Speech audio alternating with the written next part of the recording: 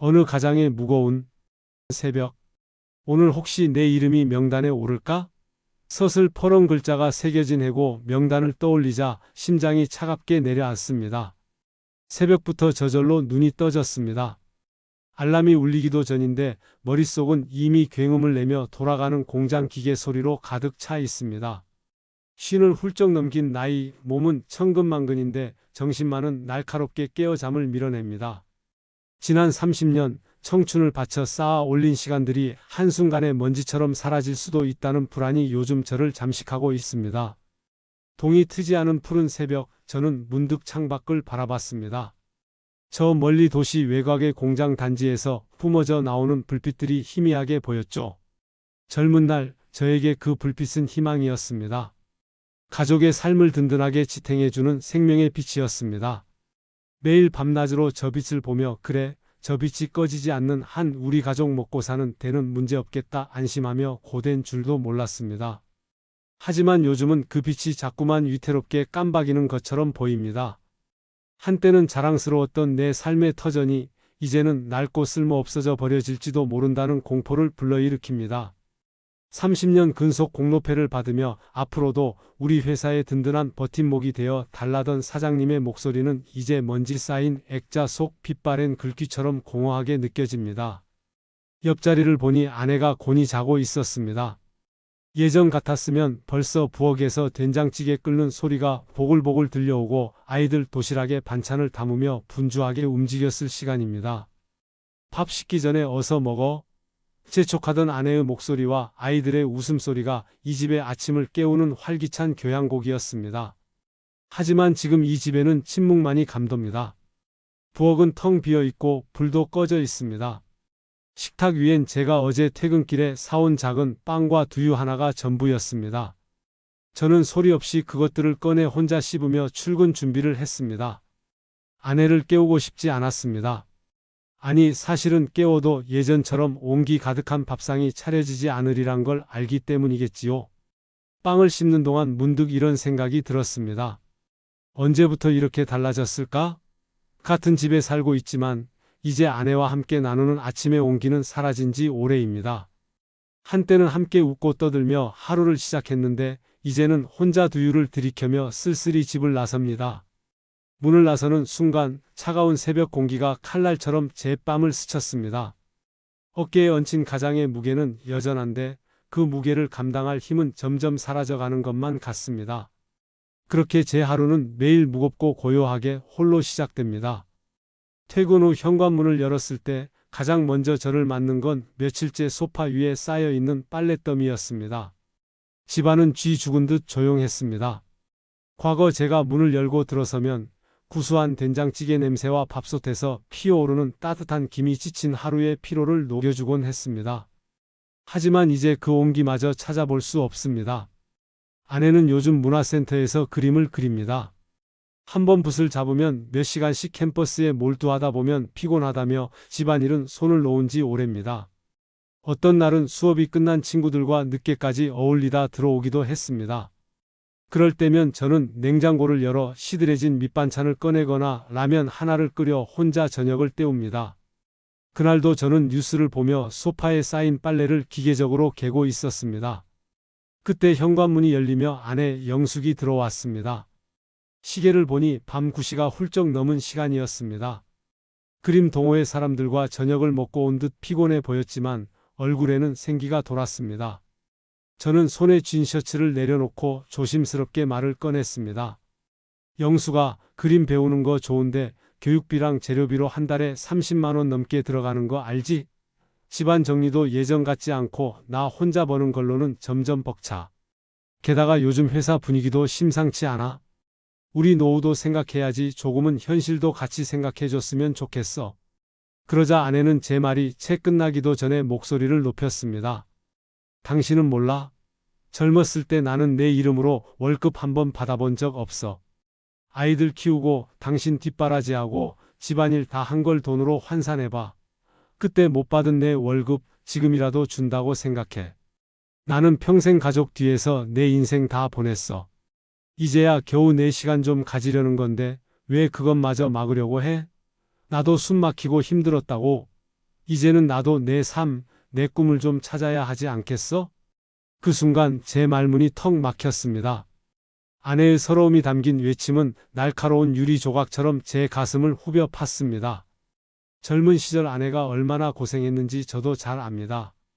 하지만 문득 억울한 마음이 치밀었습니다. 그럼 나는?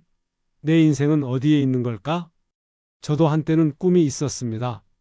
나만의 작은 가게를 열고 싶다는 소박한 소망. 하지만 가족을 위해서, 먹고 살기 위해서 마음속 깊은 곳에 그 꿈들을 하나둘 접어 묻어왔습니다. 그런데 이제 와 아내는 자신의 꿈을 찾겠다며 현실을 외면하고 저는 위태로운 현실 속에서 홀로 버텨야 합니다. 우리는 같은 지붕 아래 살고 있지만 서로 너무도 다른 세상을 살고 있었습니다. 행복했던 지난날의 기억은 빛바랜 사진처럼 희미해졌고 그 자리를 채운 것은 차가운 정적과 서로에게 쌓여가는 불만이었습니다. 토요일 저는 새벽 6시에 물류창고에 도착했습니다. 퇴직한 형님이 소개해준 주말 단기 아르바이트입니다. 거대한 트럭 문이 열리자 산더미 같은 박스들이 쏟아져 나왔습니다. 허리를 굽혀 상자를 옮기고 송장을 확인하며 정신없이 몸을 움직였습니다. 시간이 흐를수록 온몸은 땀으로 흠뻑 젖었고 허리는 끊어질 듯 뻐근하게 굳어갔습니다. 쓰러지면 안 된다. 여기서 손을 놓으면 끝이다. 불안감 하나로 버티며 오후 2시가 되어서야 일을 마칠 수 있었습니다. 땀 냄새에 찌든 몸을 이끌고 집에 들어오니 영숙은 거울 앞에서 옷매무새를 다듬고 있었습니다. 화사한 꽃무늬 블라우스를 입고 가방에는 스케치북과 새로 산 듯한 물감이 가지런히 담겨 있었습니다. 동네 그림 동호회에 나갈 준비를 마친 참이었습니다. 거울 속 아내의 얼굴은 설렘으로 반짝이고 있었습니다. 저는 흙먼지 묻은 작업복을 벗지도 못한 채 그 모습을 멍하니 바라봤습니다. 먼지 구덩이 속에서 허리를 굽히던 제 모습과 화사한 봄처럼 차려입고 설레는 얼굴로 거울을 보는 아내의 모습이 겹쳐지며 가슴 한구석이 아릿하게 저려왔습니다. 김치찌개 끓여놨으니까 데워 먹어. 나 늦었어? 영숙은 짧은 말만 남기고 현관문을 나섰습니다. 달칵하고 문이 닫히는 소리가 텅 빈 집안에 유난히 크게 울려 퍼졌습니다. 저는 잠시 그 자리에 서 있다가 부엌으로 가 냄비를 가스레인지에 올렸습니다. 차갑게 식은 찌개를 데우며 문득 20년 전 어느 날이 떠올랐습니다. 야근하고 파김치가 되어 돌아온 저를 위해 아내는 돼지고기를 듬뿍 넣고 푹 끓인 김치찌개를 밥상에 올려주었습니다. 이거 먹고 힘내. 라며 제 밥 위에 찌개를 얹어주던 그 손길, 그 따뜻한 온기가 아직도 생생한데 오늘의 찌개에는 건더기도 거의 없었습니다. 저는 수저로 냄비 바닥을 긁적이다 그만 소리 없이 눈물을 떨구었습니다. 밥상에 마주 앉아 온기를 나누던 우리는 어디로 사라진 걸까요? 거실 벽에 걸린 낡은 가족 사진 속에서 우리는 여전히 환하게 웃고 있었습니다. 하지만 사진 속 행복과 지금의 거리는 너무도 멀게만 느껴졌습니다. 저는 땀과 눈물로 범벅이 된 얼굴로 식어버린 찌개를 꾸역꾸역 삼켰습니다. 목구멍으로 넘어가는 것이 밥인지 서러움인지 알 수 없는 밤이었습니다. 남은 건 텅 빈 거실과 식탁 위 덩그러니 놓인 냄비뿐이었습니다. 저는 한참 동안 그 자리에 앉아 있었습니다. 땀에 절은 셔츠가 등골에 축축하게 달라붙었지만 벗을 힘조차 나지 않았습니다. 아내가 나가며 닫혔던 현관문 소리가 이명처럼 귓가에 오래 맴돌았습니다. 그렇게 주말이 지나고 월요일 저녁, 퇴근길에 무심코 우편함을 열었습니다. 관리비 고지서와 카드 명세서가 꽂혀 있었습니다. 봉투를 뜯어 숫자를 확인하는 순간 마른 숨이 터져 나왔습니다. 관리비는 지난달보다 더 올랐고 카드값은 생각보다 훨씬 많았습니다. 아내의 화방용품과 동호회 회식비가 찍힌 내역이 눈에 아프게 박혔습니다. 식탁에 종이를 펼쳐놓고 계산기를 두드렸습니다. 화면의 숫자가 커질수록 머리가 지끈거렸습니다. 아직 갚아야 할 집 대출이 1억 원. 아이들 키울 때 무리해서 장만했던 이 집이 이제는 족쇄가 되어 발목을 잡고 있었습니다. 이건 아무리 해도 감당이 안 되는데 중얼거리던 끝에 결국 아내에게 말을 꺼냈습니다. 여보, 관리비도 이렇게 오르고 대출 이자에 카드값까지 우리 형편에 정말 감당이 안 돼. 나도 회사가 불안해서 주말 알바까지 뛰고 있는데 생활비라도 조금 줄여야 하지 않겠어? 당신도 간단한 파트타임 일이라도 좀 해보면 어때? 소파에 앉아 드라마를 보던 아내가 천천히 고개를 돌렸습니다. 그 눈빛에는 서운함과 짜증이 뒤섞여 있었습니다. 내가 이 나이에 어딜 가서 일을 해? 나는 평생 당신이랑 애들 뒷바라지 하느라 내 몸 다 갈아 넣었어. 지금 억지로 일 나갔다간 버는 돈보다 병원비가 더 나올 거야. 이제야 겨우 그림 그리면서 숨 좀 돌리는데 왜 자꾸 돈 얘기야? 아내는 한숨을 쉬더니 결정타를 날렸습니다. 그리고 돈 얘기 나온 김에 말하는데 다음 달에 동호회에서 첫 전시회를 열어. 액자 맞추고 캠퍼스랑 물감 새로 사고 참가비까지 합치면 한 70만 원쯤 필요해. 내 이름으로 그림 한 점 걸어보는 게 평생 소원이야. 이번만큼은 꼭 하고 싶어. 순간 귀를 의심했습니다. 관리비 몇만 원에 허덕이는 이 판국에 70만 원이라니. 무언가 뜨거운 것이 목구멍까지 차올랐지만 또다시 시작될 싸움이 두려워 끝내 터뜨리지는 못했습니다. 대신 손에 쥔 고지서를 더 세게 움켜쥐었습니다. 얇은 종이였지만 그 무게는 수백 근의 돌덩이처럼 손바닥을 짓눌렀습니다.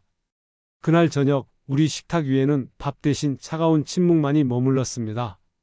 점심시간 시끌벅적한 공장 식당 한 구석에 앉아 있었습니다. 김이 모락모락 나는 흰쌀밥과 짭조름한 제육볶음. 하지만 왠지 모르게 수저가 가질 않았습니다. 그때 옆자리에서 들려오는 대화가 제 심장을 붙잡았습니다. 들었어? 내년에 구조조정 크게 들어온다던데? 오래된 사람들부터 자른다더라? 인건비 줄이려면 어쩔 수 없다고. 그 말을 듣는 순간 밥을 뜨려던 제 숟가락이 허공에서 멈춰 섰습니다.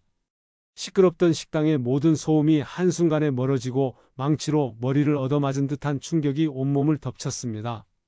30년 넘게 청춘을 바친 이곳에서 오래된 사람이라는 이유로 버려질 수 있다는 사실. 내 손에 박인 굳은 살과 허리 통증으로 새겨진 세월이 그저 비용이라는 두 글자로 지워질 수 있다는 현실이 믿기지 않았습니다. 말로만 듣던 구조조정이 결국 우리에게 닥쳤구나. 차가운 기운이 심장으로 스며들었고 온몸에 피가 얼어붙는 듯 했습니다. 아무렇지 않은 척 숟가락을 들어 밥을 몇 번 떠넣었지만 입안에서 맴도는 밥알은 모래알처럼 서걱거렸습니다. 당장 다음 달부터 나갈 대출금은 카드값은 막막함에 숨이 턱 막혔습니다. 결국 숟가락을 조용히 내려놓았습니다. 더 이상 밥은 넘어가지 않았습니다. 그날 저녁 답답한 마음에 오랜 친구들과 허름한 선술집에 모였습니다. 환자 이송 일을 하는 성진이가 먼저 잔을 들었습니다. 영호야, 요즘 공장 분위기 안 좋다며? 나도 회사 잘리던 날 세상이 무너지는 줄 알았다. 근데 다 살아갈 길은 있더라. 저는 괜히 웃으며 대답했습니다. 그러게 너 정말 대단하다. 성진이는 고개를 저으며 한숨을 내쉬었습니다. 대단은 무슨? 솔직히 마누라 덕에 버티는 거지? 나 잘리자마자 우리 집사람 마트 계산대에서 일 시작했잖아. 허리 아프다면서도 하루 종일 서서 손님들 상대하고 그때 집사람이 벌어온 돈 아니었으면 나는 진작에 무너졌을 거야. 옆에 있던 철수도 잔을 채우며 거들었습니다. 나도 마찬가지야. 우리 집사람 학교 급식실에서 일해. 아침 일찍 나가서 무거운 식판 나르고 힘들다 하면서도 생활비에 보태야 한다고 버티는 거야. 너무 고맙지? 그거 아니면 우리 집도 답 없어. 친구들의 얼굴에는 고단함이 묻어 있었지만 그 속엔 서로를 의지하며 버텨내는 동지 같은 단단함이 있었습니다. 그들이 말하는 것은 단순히 돈이 아니었습니다. 함께 삶의 무게를 짊어지는 우리라는 이름의 힘이었습니다. 소주를 들이켰지만 목구멍으로 넘어가는 술은 돌덩이처럼 무겁고 쓰기만 했습니다. 일요일 오후 아내의 날카로운 목소리가 집안을 울렸습니다. 여보, 세탁기가 또 멈췄어? 공구통을 들고 세탁기 앞에 쭈그려 앉았습니다. 드라이버로 나사를 풀고 내부를 들여다보며 땀을 흘렸습니다. 손끝에는 기름때와 먼지가 달라붙었습니다. 그 모습을 지켜보던 아내가 팔짱을 끼고 말했습니다. 괜히 더 고장 내지 말고 그냥 기사 불러. 나이 들어 궁상맞게 살지 말고. 저는 손에 묻은 기름때를 바지에 쓱 닦으며 대꾸했습니다. 기사 부르면 출장비만 해도 얼만데 우리 형편에 아껴야지. 돈 아끼려다 2배로 든다니까. 아내는 그렇게 말하곤 소파로 돌아가 리모컨을 집어들었습니다. 순식간에 거실엔 드라마 속 웃음소리가 울려 퍼졌습니다. 세탁기 앞에서 땀 흘리는 제 모습과 소파에 편히 누워 드라마에 빠진 아내의 모습. 같은 공간에 있지만 우리는 너무도 다른 세상에 살고 있었습니다. 월요일 아침 평소와 다름없이 라인에 섰을 때 라인장이 제 어깨를 두드렸습니다. 최영호 씨, 잠깐 좀 보시죠. 아무래도 퇴직 준비는 해두셔야 할 겁니다. 올 것이 왔구나. 심장이 쿵 바닥으로 떨어졌습니다. 일할 힘은 아직 남아있는데 나의 쓰임은 끝났다는 선고였습니다. 자리로 돌아왔지만 손은 제멋대로 떨렸고 작업대 위에 작은 나사가 몇 번이고 바닥으로 굴러 떨어졌습니다. 그날 저녁 집에 들어와서도 낮에 들은 말이 머릿속을 떠나지 않았습니다. 소파에 앉은 아내는 여전히 드라마에 빠져 있었습니다. 제가 들어오는 소리에도 고개조차 돌리지 않은 채 말했습니다. 왔어? 냉장고에 반찬 있고 식탁에 김치찌개 있으니까 데워 먹어. 식탁 위 냄비 뚜껑을 열자 기름이 둥둥 뜬 채 식어버린 김치찌개가 보였습니다. 혼자 식탁에 앉아 숟가락을 들었지만 맞은편에 텅 빈 의자가 저를 마주 보고 있었습니다. 몇 번을 망설이다 마지막 용기를 내어 아내에게 말을 건넸습니다. 여보, 나 회사에서 퇴직 준비를 하라는 말을 들었어? 그리고 이어 말했습니다. 우리 대출 아직 1억이나 남았잖아. 당신 그림도 좋은데 정말 아주 작은 일이라도 같이 좀 해보면 안 될까? 그래야 숨통이라도 트일 것 같아서. 아내는 리모컨을 내려놓고 저를 똑바로 쳐다봤습니다. 그녀의 목소리는 얼음장처럼 차가웠습니다. 막말로 당신이 당장 회사에서 잘려도 우리 굶어 죽는 거 아니야? 당신 아직 젊잖아? 다시 일자리 구할 수 있어? 그러니까 제발 돈 얘기 좀 그만해. 내 숨통 좀 트이게 해달라고. 그 목소리에는 돌이킬 수 없는 단호함이 실려 있었습니다. 저는 숟가락을 든 채 굳어버렸습니다. 입안 가득 들어있던 밥알이 모래처럼 흩어져 도무지 넘어가지 않았습니다. 숨막히는 절망감 속에서 저는 문득 깨달았습니다. 우리의 대화가 아니라 우리의 삶 자체가 완전히 다른 방향을 향하고 있다는 것을. 모두가 잠든 밤 스탠드 불빛 하나만 켜진 방 안거울에 제 얼굴이 비쳤습니다. 눈가에는 깊게 파인 주름, 희끗한 머리카락, 삶의 무게에 굽어버린 등. 거울 속 남자는 한때 가족을 위해 무엇이든 버텨낼 수 있다고 믿었던 청년이 아니었습니다. 그의 눈동자엔 지친 흔적만이 가득했고 입술은 굳게 닫힌 채 미세하게 떨리고 있었습니다. 저는 숨을 몰아쉬며 거울을 오래도록 바라봤습니다. 그리고 마침내 깨달았습니다. 저 지치고 초라한 남자가 바로 나 자신이라는 사실을. 나는 왜 아직도 이 자리에서 제자리 걸음만 하고 있을까? 우리는 언제부터 서로 다른 길을 걷기 시작했을까? 가슴 깊은 곳에서 터져나온 질문에 아무도 답해주지 않았습니다. 앞으로 우리의 길이 어디로 이어질지 어둠 속에서 저조차 알 수 없었습니다. 이 지독한 고독 속에서 모든 것이 산산이 부서져 내리는 순간에도 마음 한구석에는 마지막 남은 연약한 불씨 하나가 꺼지지 않고 있었습니다. 창틈으로 스며드는 새벽의 푸른빛을 보았습니다. 칠흑 같던 어둠을 밀어내는 저 희미한 빗줄기처럼 혹시 내일은 오늘과 아주 조금이라도 다를 수 있지 않을까? 이 밤의 시린 절망이 아침 해에 한 뼘이라도 녹아내릴 수 있지 않을까? 고개를 돌려 잠든 아내의 얼굴을 바라보았습니다. 한때는 저 얼굴을 보는 것만으로도 하루의 피로가 모두 씻겨나갔습니다. 고생 많았어요 라는 따뜻한 말 한마디를 나누며 서로의 어깨를 토닥이던 밤들이 있었습니다. 비록 지금 우리의 발걸음은 처절하게 엇갈리고 서로를 향한 온기는 식어버렸어도 언젠가는 다시 같은 길 위에서 말없이 마주 설 수 있지 않을까? 그것은 희망이라기보다는 차라리 기도에 가까웠습니다. 가장으로서의 책임감이라는 무거운 갑옷과 한 인간으로서의 벗어낼 수 없는 외로움. 그 모든 것을 뒤섞은 채 저는 그저 어둠이 걷히고 다시 아침이 오기만을 기다릴 뿐이었습니다. 내일 어떤 표정으로 현관문을 나서야 할지, 어떤 마음으로 공장의 기계 소리를 들어야 할지 아무것도 알 수 없었지만 그럼에도 살아내야 한다는 단 하나의 사실만이 선명했습니다. 이 소리를 듣는 당신의 오늘은 안녕하신가요? 같은 집에 살고 있지만 어느새 서로 다른 풍경을 바라보고 있다는 생각에 외로워 본 적 있으신가요? 혹은 온갖 풍파 속에서도 여전히 두 손을 맞잡고 같은 길을 걸어가고 계신가요? 여러분의 이야기를 댓글에 남겨주세요. 때로는 함께 걷고 때로는 홀로 버티는 당신의 그 이야기가 이 채널을 찾은 다른 누군가에게는 서로의 어깨를 내어주는 따뜻한 위로가 될 것입니다. 그리고 이 남자의 이야기가 당신의 마음에 작은 울림을 남겼다면 구독과 좋아요를 통해 저와 함께 걸어가 주시길 부탁드립니다. 감사합니다.